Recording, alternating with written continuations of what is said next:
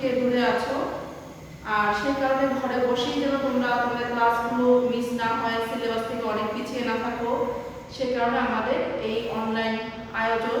আশা করি তোমরা সবাই ক্লাসগুলো রেগুলার দেখছো এবং সেই অনুযায়ী তোমরা ক্লাসগুলো করে নিচ্ছ।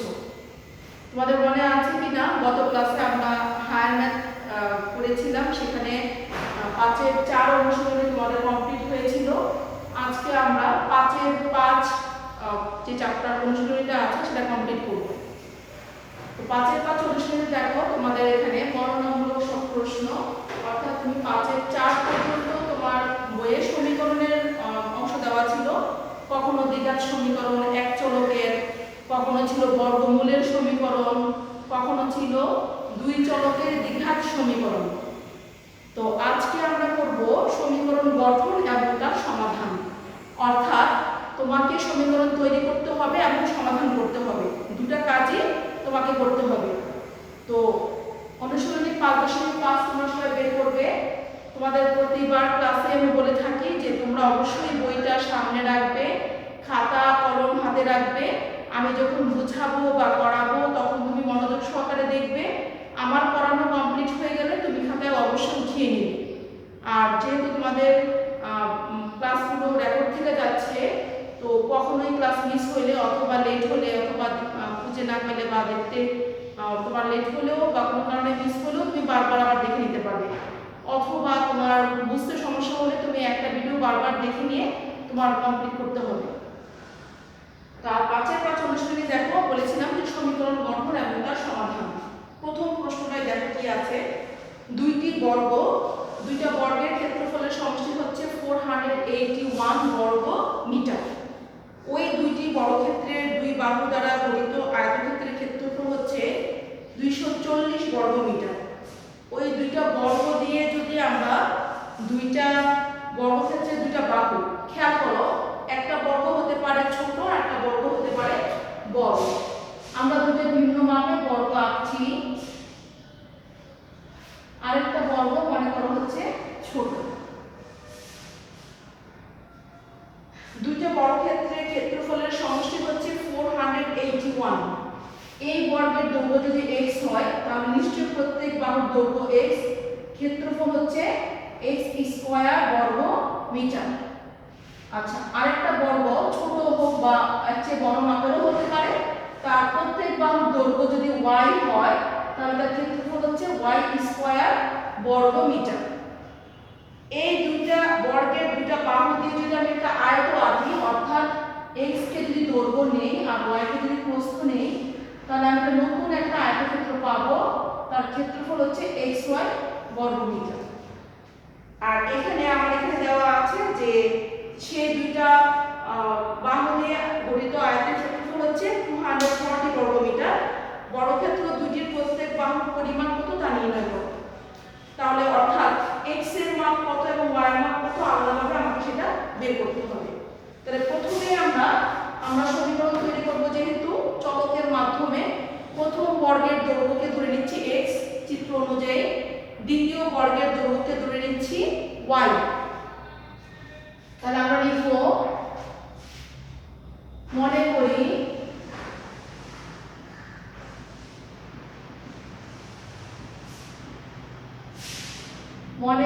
বর্গক্ষেত্র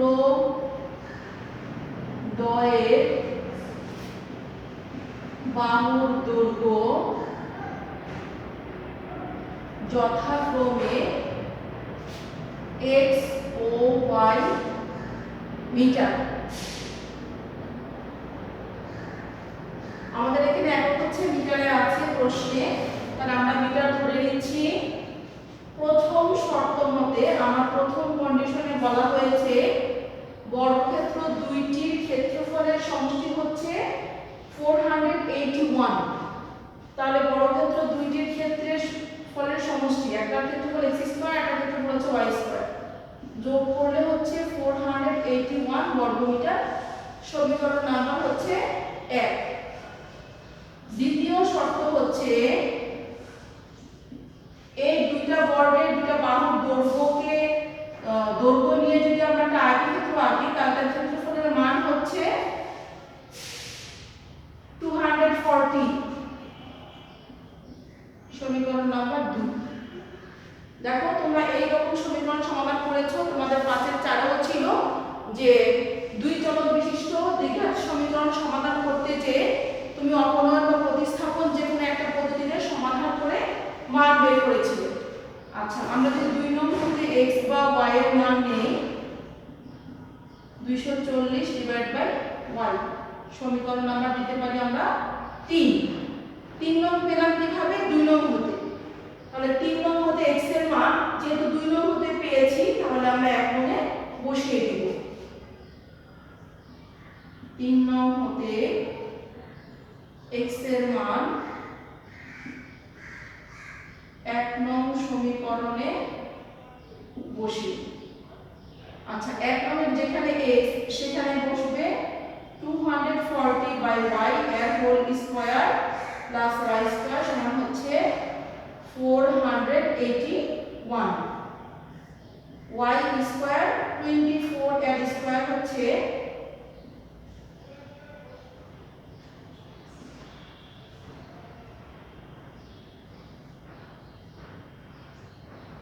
576।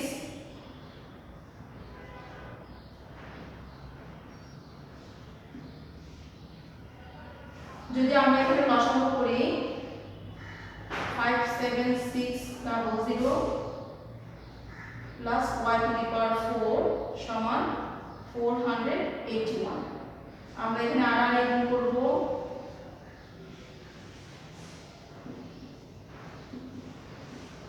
আচ্ছা, যদি এটাকে সমাধান করার উদ্দেশ্যে আমরা এটাকে সাজিয়ে লিখি,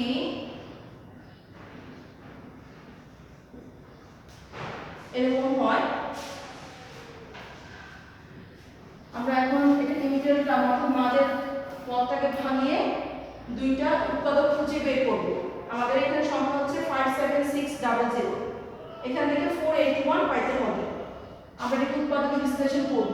57600 2 দিয়ে ভাগ দিলে 2 দুগুণে 4, 8 দুগুণে 16, 8 দুগুণে 16 00 14400। আবার 2 দিয়ে দিলে হবে 7200, 2 দিয়ে 3600, আবার 2 দিয়ে 80000, আবার 2 দিয়ে 900, আবার 2 দিয়ে 450, 3 দিয়ে 3 15 45, আবার 3 দিয়ে 3 5 15, 2 দিয়ে 25, আবার 5 দিয়ে 5 5 25। আচ্ছা, এখান থেকে আমাকে দুটো উৎপাদক খুঁজে বের করতে হবে যেন 481 যোগ বিয়োগ করলে আসে আর গুণ করলে আমরা 57600 পেয়ে যাই। তাহলে 25 আমার হইতে হবে হচ্ছে এখানে 481।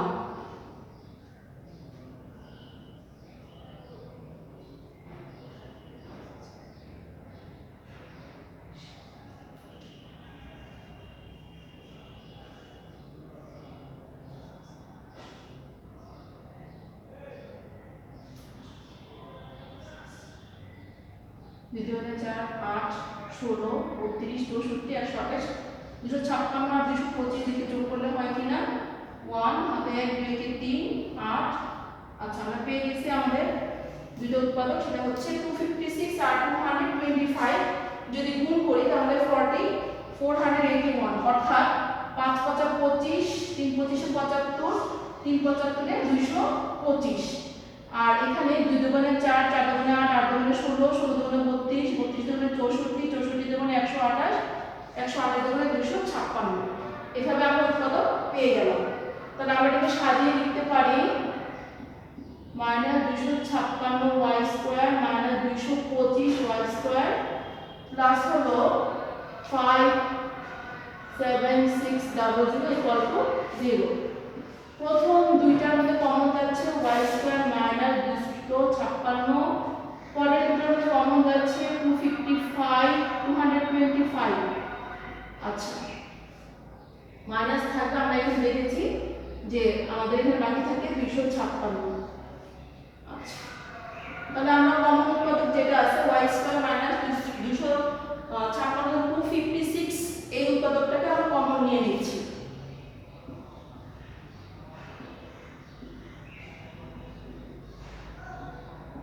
দুইটা উৎপাদক গুণফল যদি 0 হয় তাহলে আমরা আরো আগের ক্লাসে দেখেছি যে দুইটি উৎপাদকের গুণফল যদি 0 হয় তাহলে যে কোনো একটা 0 আমরা নিব, অথবা equal to 0। y square equal to 256, তাহলে y equal to 256 হচ্ছে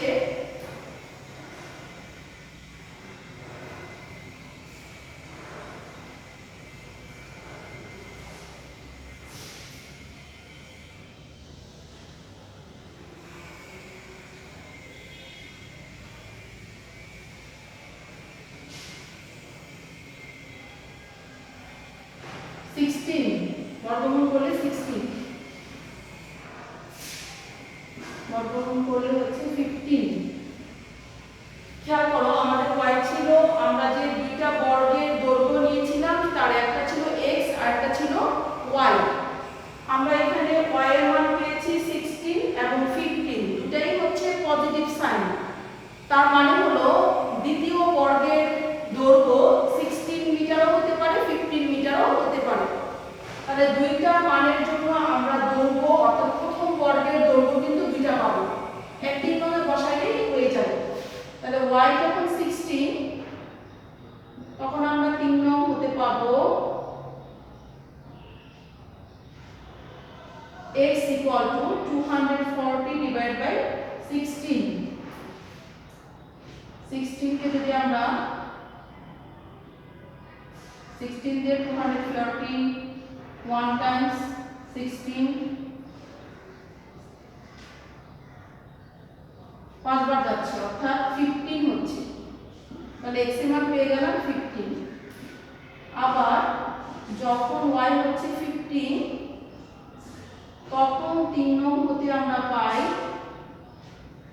x equal to 240 divided by 15, 15 কে 15 6 15 90 16। সুতরাং তাহলে আমরা দেখতে পাচ্ছি যখন একটা বর্গের দৈর্ঘ্য হচ্ছে 15 তখন অপর বর্গের দৈর্ঘ্য হচ্ছে 16। যখন একটা দৈর্ঘ্য 16 আর একটা তখন পেলাম 15, অর্থাৎ বর্গের বাহুদ্বয় বর্গক্ষেত্রদ্বয়ের বাহুদ্বয় 16 মিটার এবং 15 মিটার।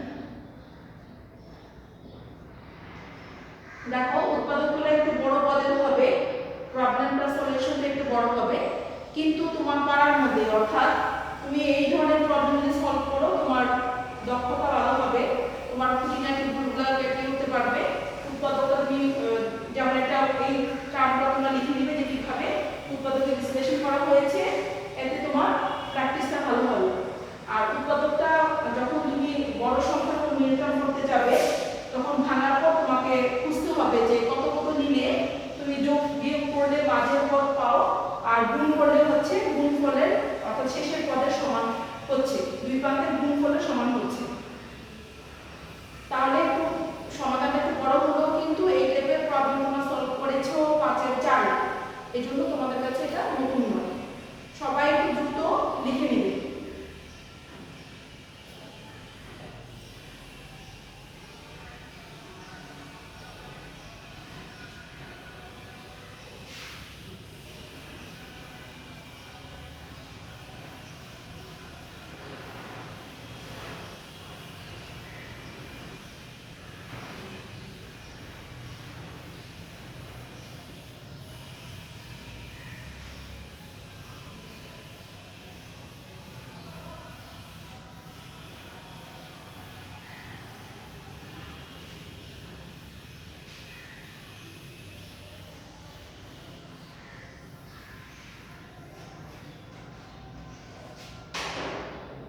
নেক্সট নাম্বারটা দেখবে, একই রকমের প্রবলেম আমি শুধু তোমাদের বুঝিয়ে দিচ্ছি, নিজেরাই পারবে।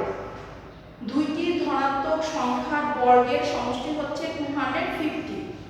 দুইটা ধনাত্মক সংখ্যা তাদের বর্গের সমষ্টি অর্থাৎ স্কয়ার করে যদি যোগ করো তাহলে মান আসবে কত 250, এবং সংখ্যা দুটো গুণ যদি করো তাহলে হবে 117।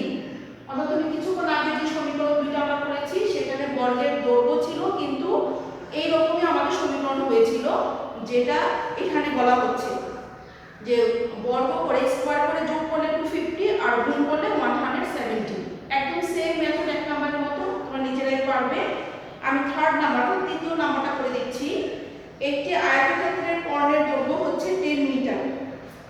এর বাহুদ্বয়ের যোগফল ও বিয়োগফলের সমান দৈর্ঘ্য বিশিষ্ট বাহুদ্বয় দ্বারা অঙ্কিত আয়তের ক্ষেত্রফল হচ্ছে 28 বর্গ মিটার। একটা আয়ত তার কর্ণের দৈর্ঘ্য হচ্ছে 10 মিটার। ধরো একটা আয়তক্ষেত্র হচ্ছে দৈর্ঘ্য হচ্ছে x আরটা হচ্ছে y, তাহলে ক্ষেত্রফল হচ্ছে xy বর্গ মিটার। এর যে দৈর্ঘ্য আছে আর প্রস্থ আছে, আমরা যদি দৈর্ঘ্য এবং প্রস্থকে যোগ করি তাহলে একটা মাপ পাবো। মনে করো আমি ধরে নিচ্ছি এটা 8, এটা হচ্ছে 5, তাহলে যদি আমি 8 আর 5 যোগ করি তাহলে একটা মাপ পাবো, আবার যদি বিয়োগ করি তাহলে একটা মাপ পাবো। এই দুইটা পরিমাপ দিয়ে যদি একটা আয়তক্ষেত্র আঁকা হয় তাহলে সেই আয়তক্ষেত্রের ক্ষেত্রফলটা প্রশ্নে দেওয়া আছে। এই দুটো শর্তকে ব্যবহার করে তোমাকে আয়তক্ষেত্রের দৈর্ঘ্য এবং প্রস্থ বের করতে হবে। তাহলে আমরা শুরু করতে পারি, ধরে নিতে পারি প্রথমে, যেহেতু আমাদের এখানে সব মানগুলোই অজানা, শুধু ক্ষেত্রফল আর কর্ণের দৈর্ঘ্য জানা আছে। তাহলে আমরা লিখব, মনে করি আয়তক্ষেত্রের দৈর্ঘ্য x মিটার এবং আয়তক্ষেত্রের প্রস্থ হচ্ছে y মিটার।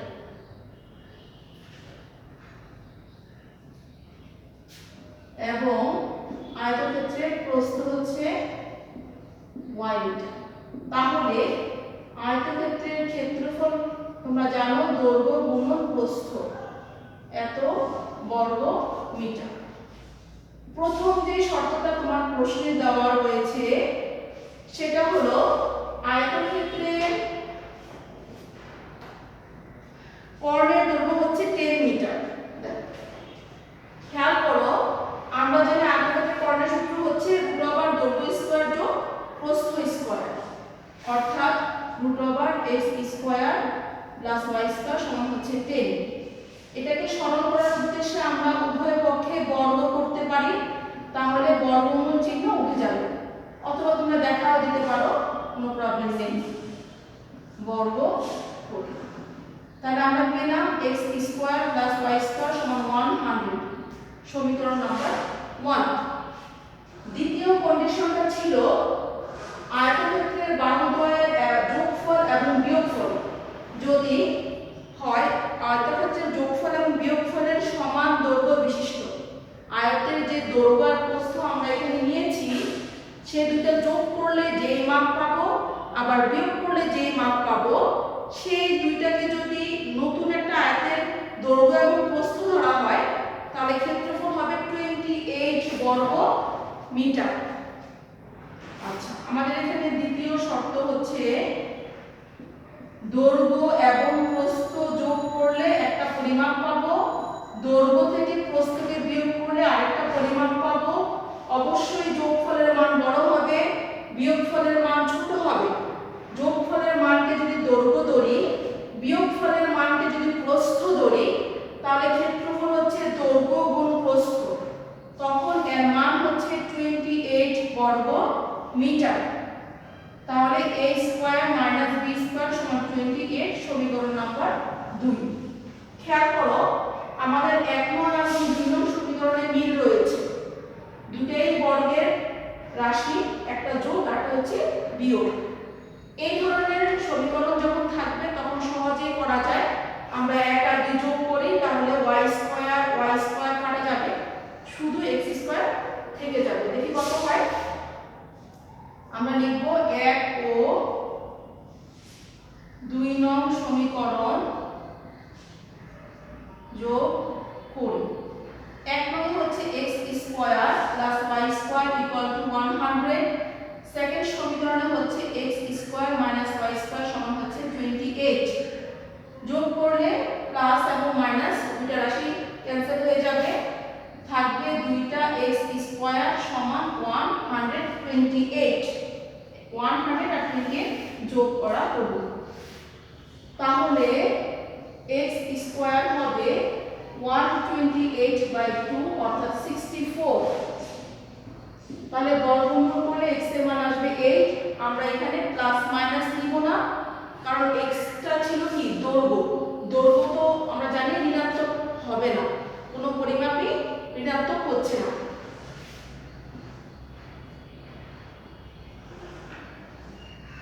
এবার x এর যে মানটা আমরা পেয়ে গেলাম সেটা 1 অথবা 2 যে কোনো একটা সমীকরণে বসালেই তোমার y এর মান চলে আসবে। তাহলে আমরা লিখি যে 1 নং সমীকরণ হতে এখানে আমরা x এর মান বসায় দেব 8 square plus y square equal to 100। y square equal to 100 minus 8 square মানে হচ্ছে 64। 36 হবে বিয়োগফল, তাহলে y এর মান হবে 6। বর্গমূল করলে আমাদের এখানে প্রশ্নে দৈর্ঘ্য এবং প্রস্থই চেয়েছে।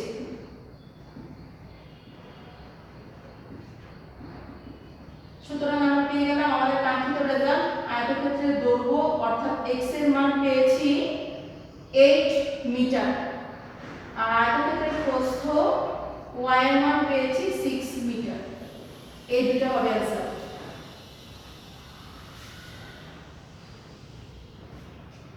দেখো আগেরটার থেকে একটু ছোট হয়ে গেল, তাড়াতাড়ি সমাধান হয়েছে। এই 1 2 3 তোমাদের হয়ে গেল। ঠিক 3 নম্বরের মতো দেখো 5 নম্বরে মিল রয়েছে। একটি আয়তক্ষেত্রের ক্ষেত্রফল 24 বর্গমিটার, অর্থাৎ তুমি আয়তের দৈর্ঘ্য এবং প্রস্থ ধরে নিয়ে এর ক্ষেত্রফল অর্থাৎ xy এর মান হবে 24, সমীকরণ 1 লিখবে। অপর একটি আয়তের দৈর্ঘ্য এবং প্রস্থ প্রথম আয়তের দৈর্ঘ্য প্রস্থ অপেক্ষা 4 ও 1 মিটার বেশি, অর্থাৎ দৈর্ঘ্য 4 মিটার বেড়ে গেছে, প্রস্থ 1 মিটার বেড়ে গেছে। এতে ক্ষেত্রফলটাও আগের চেয়ে বেড়ে গেছে, বেড়ে কত হয়েছে 15। দৈর্ঘ্য এবং প্রস্থ বের করো। তাহলে দুটো শর্ত হবে, একটাতে হবে আমি একটু তোমাদের নিচ দিয়ে দিচ্ছি যাতে করতে সুবিধা হয়। একটাতে আমরা পাবো x² = 24, আরেকটা পাবো দৈর্ঘ্য 4 মিটার বেড়ে গিয়েছে, প্রস্থ 1 মিটার বেড়ে গিয়েছে, এতে ক্ষেত্রফল 50 হয়ে গেল। তো এখানে আমরা গুণ করে নিয়ে এখান থেকে x বা y এর মান বের করে এখানে বসালে কমপ্লিট তোমার হয়ে যাবে। সমাধান করবে সমাধানের নিয়ম অনুযায়ী। আচ্ছা এখন দেখো এটা হলো 5 নাম্বারটা বললাম। 4 নাম্বার যে প্রবলেমটা আছে সেটা একের সাথে মিল রয়েছে, অর্থাৎ একই রকমের সমীকরণ গঠনের নিয়ম কয়েকটার মধ্যে দেয়া আছে। তোমরা 5 এর 4 অনুশীলনীতেও দেখেছো একই নিয়মের মধ্যে প্রতিবারই আমরা জোড়ায় জোড়ায় পেয়েছি। তো তোমাদের এখানেও 1 থেকে 5 আমি যে দুইটা নিয়ম করলাম 1 নাম্বার 2 নাম্বার 4 নাম্বার প্রথমটার মতো, আর 3 নাম্বার আর 5 নাম্বার একই নিয়মে যেটা আমি লাস্টে করলাম। তাহলে এই নিয়ম অনুযায়ী তুমি 1 থেকে 5 অবশ্যই নিজে কমপ্লিট করে ফেলবে। এর মধ্যে প্রবলেম হলে আমাকে ফোন দিয়ে জানাবে, ভিডিও কলে আমি কমপ্লিট করাই দিব, কোনো সমস্যা নেই। তো তোমরা নিজেরা বাসায় প্র্যাকটিস করতে হবে, আমি তোমাকে দেখিয়ে দিব এভাবে করতে হবে, কিন্তু পুরো কাজের দায়িত্বটা কিন্তু আমার চেয়ে তোমার কিন্তু আরো বেশি। অর্থাৎ নিজেকে রপ্ত করতে হবে, সেটাকে মুখে উঠিয়ে রাখতে হবে, বারবার প্র্যাকটিস করতে হবে, তাহলেই তোমার ঘাটতি পূরণ হয়ে যাবে এবং তোমার সিলেবাস তুমি কমপ্লিট করতে পারবে। তাহলে আজকে এই পর্যন্তই। সবাইকে অনেক ধন্যবাদ। আশা করি তোমরা ক্লাসগুলো সব দেখছো এবং সামনের ক্লাসগুলো সব দেখবে, সেই অনুযায়ী নিজেরা প্র্যাকটিস করবে। সবাইকে আবার অভিনন্দন এবং শুভেচ্ছা জানিয়ে শেষ করছি আজকের মতো। সবাইকে অনেক ধন্যবাদ। সবাই ভালো থাকবে, স্বাস্থ্যবিধি মেনে চলবে, সবাই সেফ থাকার চেষ্টা করবে সবসময়।